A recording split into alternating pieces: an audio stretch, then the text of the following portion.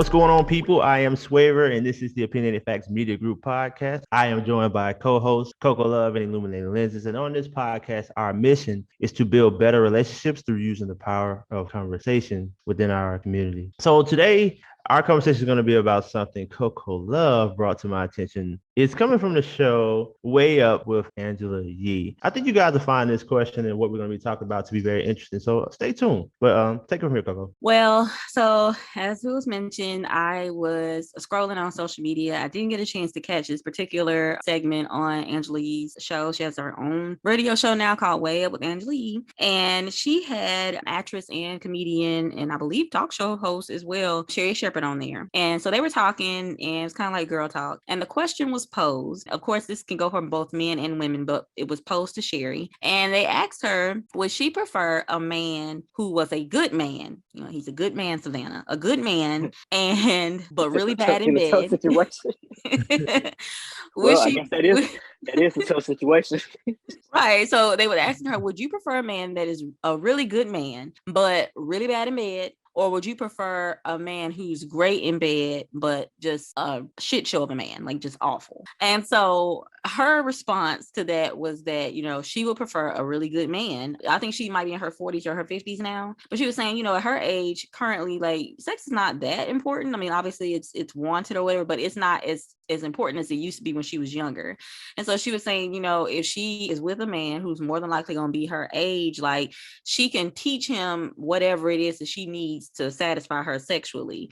But she was like, if she meets a man that's like bad and like just ain't shit, you know what I'm saying? Now at this age, he been ain't shit for a long time. And it's hard to turn that around. You know what I'm saying? But so she basically was like, you know, I would rather take a man that's a really good man that treats me well. You know what I'm saying? And I can, you know, try to work with some things. And then she also said, you know, she could fake it until she makes it. And then she can do what she needs to do and, you know, to get herself, you know, situated and she can go about her business. So I thought it was an interesting question, you know, again, for both sexes, like, you know, what would you prefer? So what do y'all say, I guess? Ooh. I mean, it's a bunch of things you can do. You can fake it, you know what I'm saying? You can kind of finesse it, finagle it, and, you know, find a way to get that working and everything. You know what I mean? It might not be the best, but it'll do. Like you can do something. You could at least get it to be average. I feel like if somebody's just like you know, a terrible human being, like what are we doing? Yeah, I'm leaving satisfied, but you know, you asshole. Like what are we? Yeah, that's the only area you're satisfied in. Right. Like, and that's and really that's the reason why you're so good at it, because you ain't shitting anything else. So you have perfect time to practice. Be real.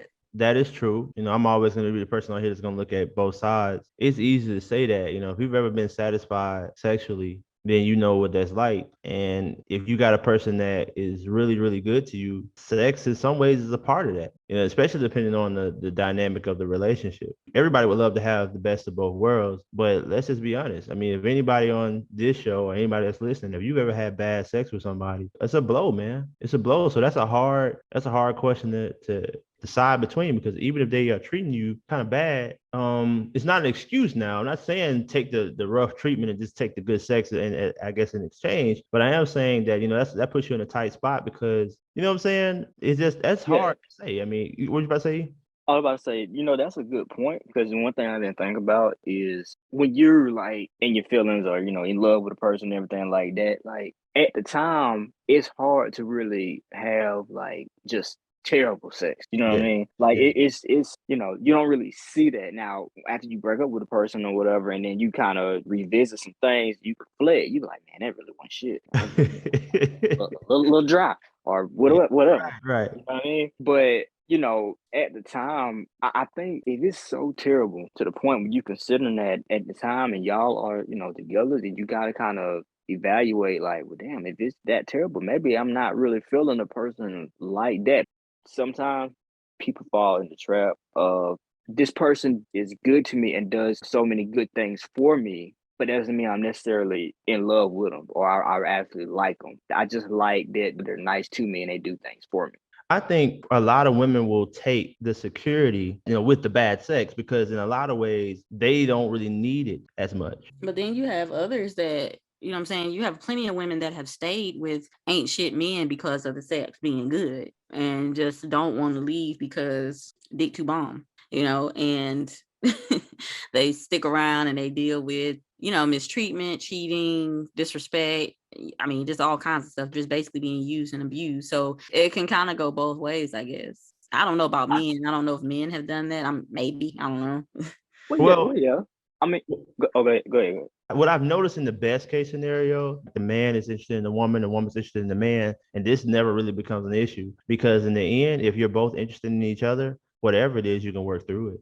Because you're gonna want to do it anyway. When you have these kinds of conversations, this is mostly being positioned to selfish people. Think about it. Because everything about that question is about what you want.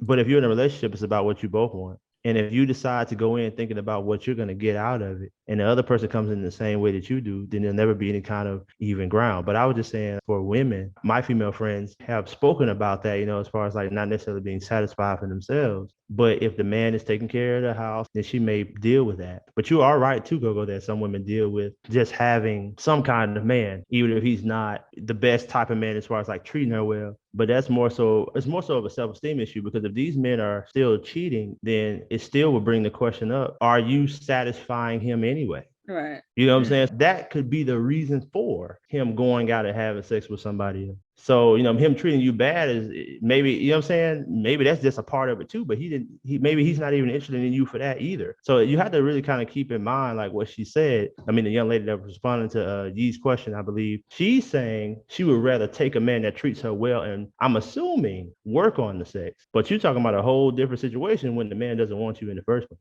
And the vice versa with women too. I would just say this, that I think on the surface it does kind of sound bad, because like you said, you can always work on it. Like most people would say, yeah, I would rather somebody treat me right than somebody that just is good at having sex with me. But at the same time, I think some people, like you said, can look at it from a selfish standpoint and be like, well, I don't really need a relationship like that for real, for real. I just want to get my stuff and leave. And you know what I'm saying? It's complex, basically what I'm saying. It's complex.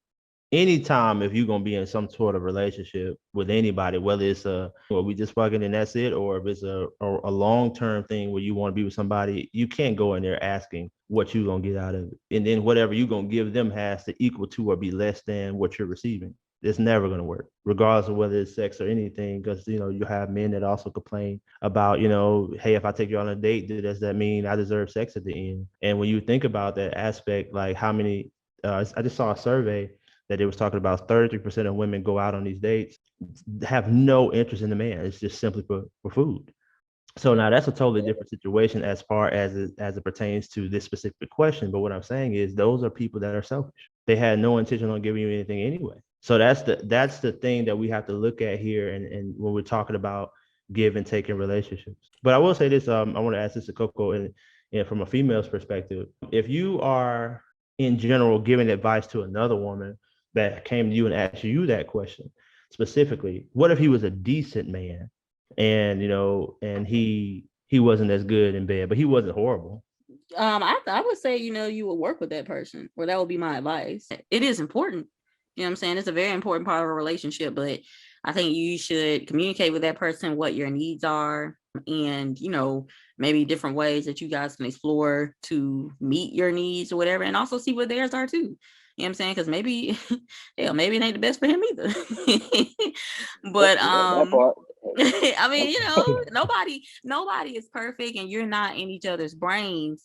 So, you know what I'm saying? It's something, and I know it's easier said than done, but it's something to keep in mind that, it's very possible that neither one of you are fully satisfied. You know what I'm saying? But that would be my advice. Definitely don't go out here and get the one that's great at, slinging dick, but he is also a shitty person. That's not what you want. What advice are you giving? I think it just depends on what person would you want. 'Cause when they worded the question, were they talking about would you rather be in like a relationship? Is that what is basically like the parameters? Because like if I'm assuming yeah, that's what I'm.